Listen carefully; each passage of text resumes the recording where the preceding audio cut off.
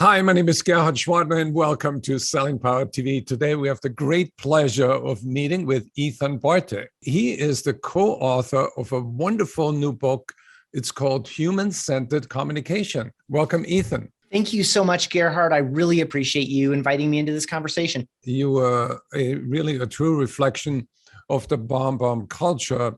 Who wants to rehumanize sales communication? Yeah, I think that's fair to say. It's a mission we've been on for over a decade now. And what we're doing with this message of human-centered communication is inviting people into a conversation to improve business culture for success today and in the future, because the environment is changing. The trends point toward buyers being in more control than ever before, customer experience being more important than ever before. And we need to take these things seriously and not just, high five each other for making incremental improvements in conversion rates. Where does the term human centricity originate? We drew human-centered communication. We wanted to anchor it in something familiar, which is human-centered design. This is a 30 or 40-year-old practice, most popularized and practiced by a design firm called IDEO. IDEO designed the first Apple mouse using human-centered design principles. They designed water systems in Africa using human-centered design principles, and hundreds, if not thousands, of other products, services, systems, processes. And so their simple model, and I'll go very quickly here, is that we need to operate, if we're in a human-centered design, we operate at the intersection of desirability, what humans want, feasibility, what technology allows, and viability, what business success is defined by. And the problem is, in so many businesses right now, we're operating at the intersection of viability, how we define our own business success, and feasibility, what technology allows. You can imagine that immediately leads to a lot of pollution, spam, automation, touches that pretend to be human, but they're not. And we can all tell the difference in these types of things. So what we're calling for with human-centered design is just to move a little bit more toward the middle and think first about the needs of people, what's desirable, what our prospects desire, what our customers desire, what our recruits desire, what our employees desire, and what any other stakeholder who bears the impact of the work that we do.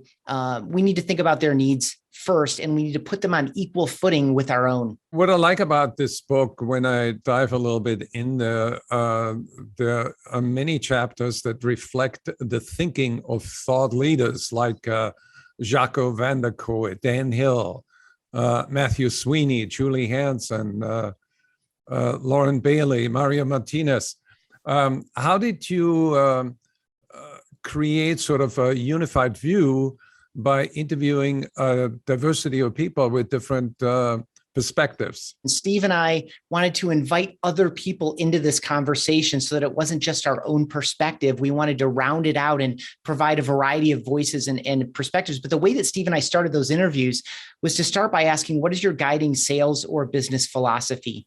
And then follow that up with, what role do human relationships and human connection play in your guiding sales or business philosophy? And then third, as a tuck under that, what role does video communication, whether live video calls or recorded video messages, what role does video play in helping you establish relationships and connection in digital, virtual, and online spaces? And so we started with everyone the same way, but we also read their blog posts, listened to their podcasts, watched their YouTube channels, and created very deep, customized interviews with each of these people to really bring out their best strategies and their best tactics to help us connect and communicate more effectively. So what is your guiding philosophy for BombBomb when it comes to video communications and sales? Our statement is, be of value and abundance will follow.